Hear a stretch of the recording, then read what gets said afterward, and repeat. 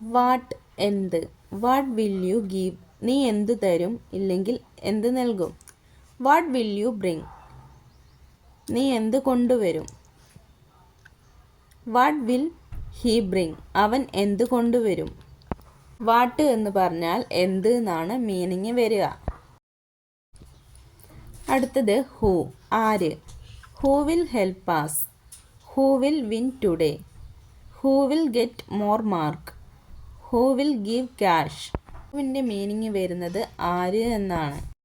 അടുത്തത് വെയർ എവിടെ. Where will you go. Where will I keep this. Where will we sit tomorrow.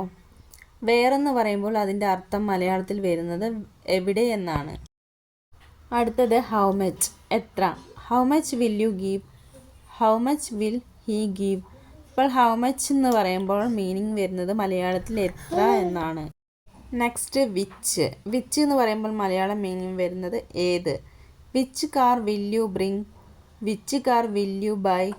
Which job will you select. You നീ. He അവൻ. She അവൾ.